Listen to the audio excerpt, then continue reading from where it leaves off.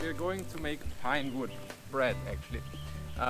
The pine is the tree just growing right behind me here, this very large tree, and I brought a stick from home and we're going to use it in making bread. Of course not the stick as it is, because that would be rather hard to do, but just sawdust from the stick.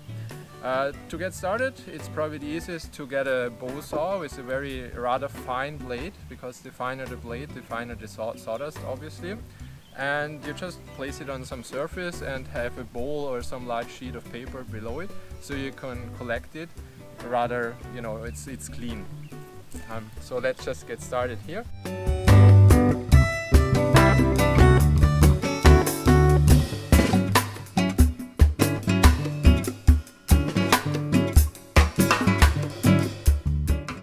So there you go, first ring cut. However, as you can see, I didn't collect a whole lot. Thankfully, I already prepared myself this morning, and I brought a bowl full of sawdust with me, so I had already got a good workout this morning. So we are starting by taking the sawdust as you just saw it. It's even better if you have a fine sieve somewhere, so you can sieve it and take out any kind of pieces of bark that fell into it. So there is the sawdust. I'm just gonna add it. The exact amounts for the recipe you will find below the video. I'm just gonna add it for you there. So we have one bowl of sawdust, another bowl of wheat flour, finally a bowl of spelt flour, and then let me just put it to one side. Of course, salt, as you would use in bread quite often, and a packet of yeast, dry yeast actually. You can also use fresh yeast. I'm gonna add all of those details in the recipe below. And let me just add the whole package. And then the last thing you need is actually buttermilk. And as you can see here, it's quite liquid. I already mixed it with also some water. All the details in the recipe again. So let me just add it to the mixture.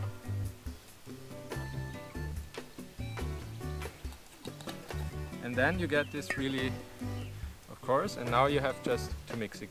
Don't worry, get in with your hands.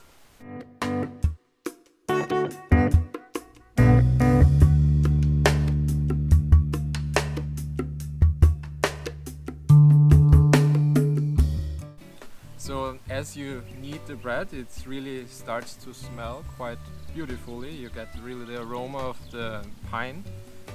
There's this sappy, quite fresh taste you would get if you go through a pine forest in the morning with the sunlight shining on it and releasing all those beautiful aromas. And you also get it in the bread, mixed of course with a bit of the doughy smell, you know quite well probably, and also the smell from the yeast.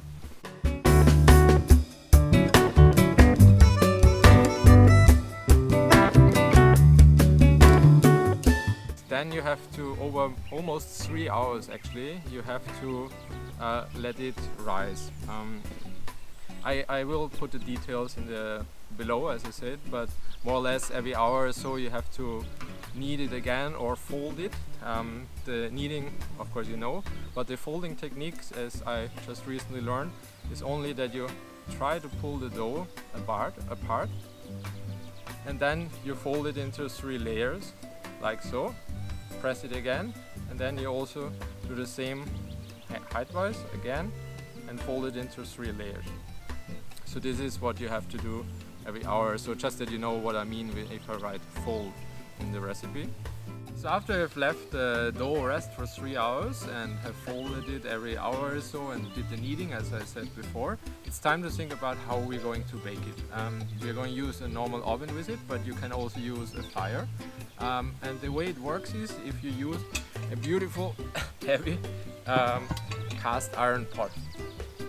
Take off the lid and put your oven on the highest temperature possible, or make a really hot fire, and place the pot inside that it really gets hot. Once it's at this level, which should take maybe 10-15 minutes in the case of an oven, you take your dough, which should have risen by now, and just basically dump it in like that. And then quickly place the lid on it and put it back into your oven. And there, maybe 30 minutes or something like that, 30 minutes, 35-ish, you should have a beautiful bread. And I actually have to bring it to the oven now, so see you in a bit. So I have left my bread for 30 minutes in the oven, exactly 30 minutes, and let's see what it looks like now. Let's take off the lid, and as you can see, it's a beautiful bread inside. Let's take it out and let's just see what it tastes like. It's still warm. It's good to the cut. You can see it's very nice.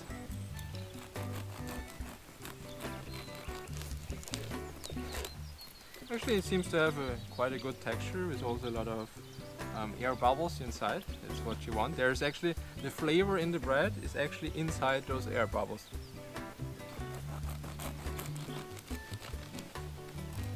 Another one. Okay, time to try it.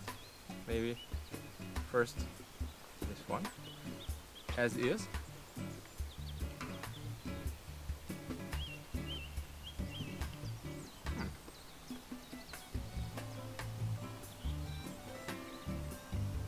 It's a very interesting taste because it's you get almost the sweet taste you get from wheat flour, but then you have also a slightly fresh, sappy kind of taste, with a hint of bitterness on the side from the pine wood sawdust.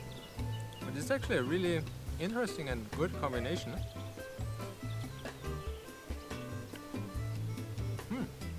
You can definitely taste the forest which I have around me at the moment, but let's try it with butter, because with butter everything is even better.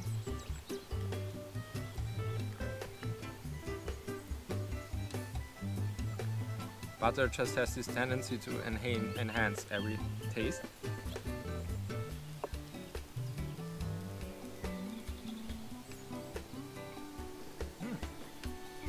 With butter is excellent.